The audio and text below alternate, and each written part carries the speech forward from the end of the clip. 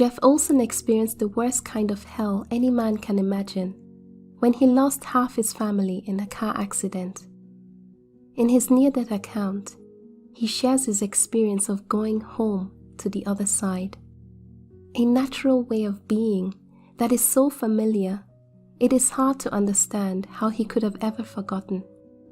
His testimony serves as a reminder to us all of where we come from and the power of choice in our lives. Perhaps at the end of my hospital stay was the most profound thing. Now, this is after ICU and after surgical recovery and both the back and forth and out of the hospital room. And I was actually in the rehabilitation wing. And they had amputated my leg above the knee. My right leg was in a brace sticking straight out because they had attempted to repair that knee. This arm was in a sling because they'd attempted to repair the shoulder, and they were doing shock therapy, trying to get the nerves to regenerate into the muscles. And they had finally repaired my abdomen because there was so much infection. And Spencer, my 7-year-old, had been staying with my younger brother and his wife, and he would come see me in the hospital. And I knew he was grieving. Even with these out-of-body experiences, the grief was so intense. At the end of this hospital stay, as I'm in that state, I went to sleep one night, and I fell into a peaceful, deep sleep. And in fact, I was aware, wow, I'm sleeping. And I felt that light come again. The same light that came at the scene of the accident. This light came because I was grieving so miserably. And it comforted me. And again, it felt like I was rising above the hospital bed. But this time the light, it dispensed, it went away. It cleared like fog off a lake. And I was in the most gorgeous, beautiful place. And, you know, people speak of heaven or the other side or the spirit world. There's all kinds of different words that we equate to this. The only word that comes close to what I experienced is I was home.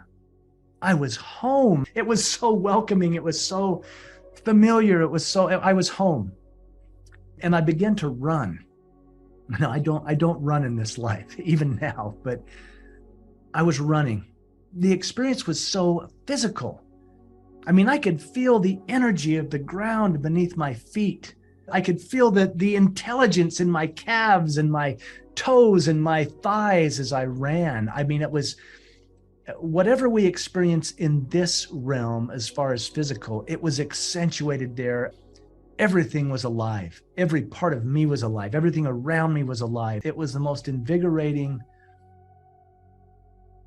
physical experience. It was a sensual experience. There really aren't words to describe what I was experiencing, and I was so joyful and happy, and to be running and to be whole.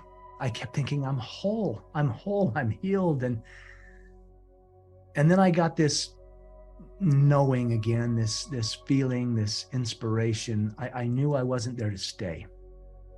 I knew I would have to come back. And at that same time, there was this corridor off to the left. And I thought, oh, intuitively, I'm to go this way. And I began working my way down the corridor. And as I did, I saw at the end of the corridor was a crib. My little boy, Griffin, he was only 14 months old. He had been sleeping in a crib at the time of the accident. He was a toddler. And I saw this crib and I raced to the crib. I looked in it. And there was my little boy. There was Griffin sleeping as beautifully as when I glanced in that rearview mirror on the drive. I mean, and again, I noticed the details, his hands, his eyelashes. And of course, as a father, I just whisked him up and picked him up in my arms. I could feel him solid against me. And I could feel him breathing. I could feel his breath on my neck. And I even leaned over and I smelled his hair.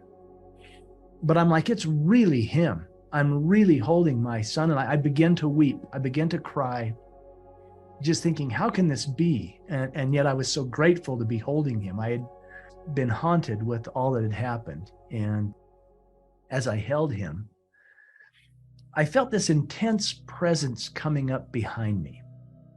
Gosh, it was so big and so powerful and so overwhelming and so cosmic and wise. And in my upbringing, I grew up in a conservative Christian home. I kept thinking, that's God. That's God, this presence behind me. And I was worried. I was scared. I was shameful. I was holding my little boy thinking, wow, my little boy's here because I crashed the car. My little boy's life was cut short because I lost control, and here comes God. And I kept thinking, I'm in so much trouble. Can I just hold my little boy for a minute? And this presence came closer and closer. And as it came so close, right behind me, I had the thought, I hope in some way I can be forgiven. And when I had that thought, and this felt physical too, these divine arms wrapped around and held me and my little boy, just wrapped right around us. And that's when the lid just came off. When I say that, like there was this download, this outpouring of love, of peace. It's like I'm holding my son and I loved him so dearly. And here comes this presence that I call God, and all of a sudden held me. And it's almost like I became that. We became that. And everything was seen from this higher perspective. All of this is in perfect order. There's nothing to forgive. There was nothing but unconditional love. And I kept thinking, how can that be? And I'm being held by God. And who am I, to be held by God? And there was this communication where, knowing how beloved and how perfect my son was to me, the divine is communicating, yes, that's how we feel about all of you. You're my child, just like the child you hold. And we love you all so dearly. It was a very personal experience. But in me having the personal experience, I knew that rippled out to everyone, every living human soul. And I also realized we're far beyond human. I was like, we're divine. My little boy's divine. I'm being held by the divine. And therefore, all of humanity is divine. We're divine manifestations of that. I thought, who am I to be having this experience? And it came back, I am that I am. And I saw my life. I've learned they call it the life review. I saw my parents' divorce. I saw the insecurities that created in me. I saw my brothers and the role they played in my life. I saw things and I thought, oh, no, that was a mistake. I didn't mean to do that. And this beautiful being is communicating, there's no mistakes. What did you learn? What did you learn? And I'm like, oh, well, yeah, I did. I learned. And then I'm like, well, but that was wrong. And I knew it was wrong. And I did it anyway. And God communicated and said, well, that's your judgment of it, not ours. We love you. Just like the little boy you hold, you're that precious to us. He was just starting to learn how to walk. And he would fall down and stumble and slobber like toddlers do. And that was the perception I had, was that's how we see you. Yeah, you're down there wandering around and falling down and slobbering on yourself. But to us, you're learning to walk. Look at our children. They're so magnificent. They're so beautiful. I got another little tutorial on choice. Because God said, you can be angry with me your whole life. You can be mad that this happened, that this was allowed to happen. And that's okay. We love you anyway. Or you can beat yourself up your whole life because you were driving the car. I was given another choice. And God said, you can give your son to me. You can trust me and hand him over. And then you won't feel like he was ripped away. You can make a choice and trust and hand him over so that you're giving him to me. He said, I want your will in this. I want you to exercise your will. And I'm like, my will? I mean, given my, conservative Christian upbringing, I'm like, I thought it was your will be done. And what God communicated to me was, your will is our will. That's how much we love you. And our whole intention has always been that you have free will, that you get to choose. That's the whole point of you coming into this life, is that you get to choose and you get to make choices and experience the results of those choices and learn. And there was so much love. There was no judgment. whatsoever. There was just this unconditional love. And in all that beauty and all that joy and all that peace, I was able to kiss my little boy. And I handed him over. I gave him back to God. And then I woke up, or came to myself back in the hospital bed, to the amputation and the brace and the sling and all that was going on. And yet I had a little different perspective. It was like, wow, choice, love, eternity. There was my little boy. He was alive and well. In this realm, it felt as if he was dead, but I had held him. I had felt his heartbeat. I had smelled his hair. And Tamara, my wife, had been with me even in the hospital. Both a doctor and a nurse came into the operating room. Dr. Jeff O'Driscoll's actually written about this. He knew there had been a fatality in the accident, but as he came in the operating room, Tamara, my wife, was standing in the air above my body, above the gurney. And he saw her, and she knew he saw her, and she communicated with him. And when we finally talked about this, and I said, what did she say? He said, she simply shared her gratitude over all that we were doing to save your life. And I thought that's exactly what she would say. He didn't know the deal we had made, that I was going to come back and raise our son. But in all this communication, everything connected, and I realized, wow, it's pretty amazing. My brothers were incredible. And I wasn't going home to our house. I was going home to my younger brother's house, where Spencer had been staying with his family.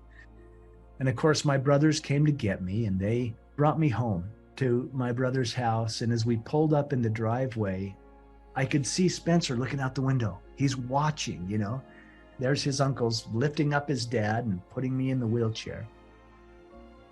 And I'm obsessed with, how's he going to accept this? How's he ever, here's the colostomy bag. How am I going to explain that? So I began to go up, and he ran out the door, and he ran toward me, and then he ran right past me. I thought, it's too much. It's too much. He can't handle this. The chopped off leg, that's been under the covers. I continued to navigate to the ramp to go in the house. I just looked around as I turned to the electric wheelchair. I looked to see where he went. And Spencer, what an incredible kid. And he's a grown man now. He had run across the street, and he was knocking on all the neighbors' doors. And he was shouting, come out, come see my dad. My dad has made it home. And I cried again. I just thought, look at that. I thought, wow. And he was shouting, come see my dad, come see my dad. No, I didn't want anybody to see me, but he ran around, and then he did throw himself on my lap, which just about killed me, because I still had all the sutures, from the abdominal repair and everything going on.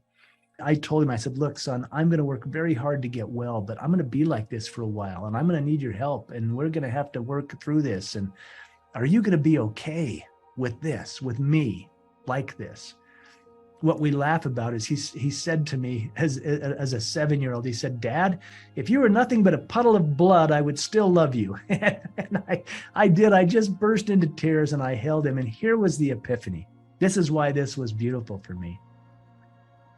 Suddenly, there I was in my brokenness, in a wheelchair, holding my surviving son.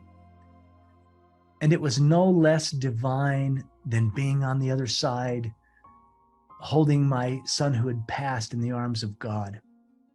Suddenly being in the arms of my surviving son, who was showing me that same unconditional love that the divine had come forward with. Heaven was right here. There was nowhere to go. There was nothing to become. There was nothing to do. It was simply to be perfect in that moment. And feel that little boy's love for his dad, and knowing that I had made the choice to come and be his dad, to come back. And heaven was right here. And so when I have those challenging days, I think, well, wait a minute, what can I see divine in this existence? This is bigger than I am. But I said, I don't get so sad when people die anymore. I get jealous. I get just like they're graduating, they're leaving. I have no fear of death. I look forward to it, but I also embrace the gift that life is, the physicality of the body. Last night, we had picked tomatoes from the garden, and I bit into one of those tomatoes and I ate it like an apple. I mean, I just ate the tomato and it tasted so good. And I thought, wow, what a beautiful thing to be alive and to eat that tomato and to realize that the whole universe conspired. I mean, the soil nourished it, the sun shined on it, the rain watered it, and the miracle of that plant produced it. The blossoms came, the bees came, the tomato grew, and there was the love of the whole universe to provide that for me in this realm, in living. And so I embraced life, but I have no fear of death. I used to think in this realm and that realm, this side and the other side. And truly there is that division, especially if you've lost someone you love, but they're not lost. They're there. And it's becoming one realm to me. It's like, well, maybe it's all just one realm, and we dance in this room and then dance in that room. And when I passed, and many would say I suffered a horrible, violent death with the car crash and the injuries and all the carnage around me, but it was the most peaceful, natural thing. When that light came and I was delivered out of it, the passing was beautiful, like walking from one room to the next.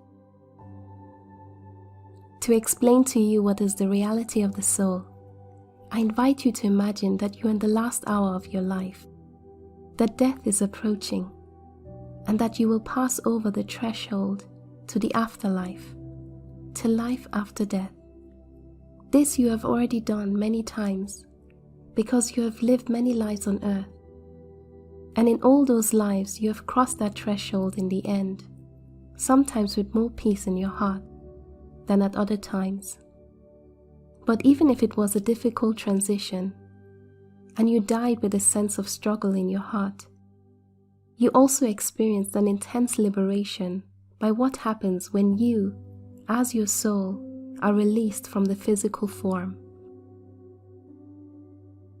The more you die in peace, the happier the transition.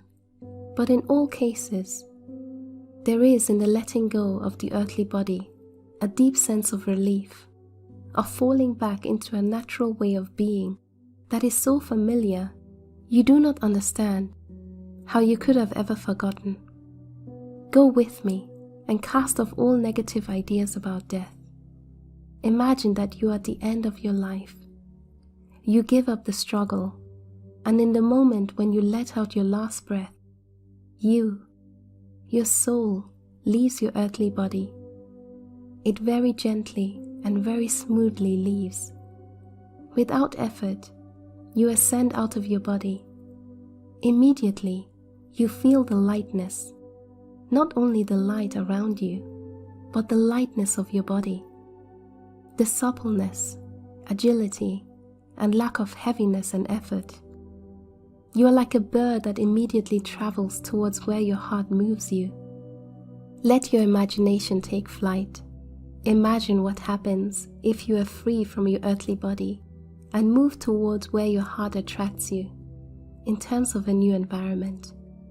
You might see a garden appear, or the sea, or a forest.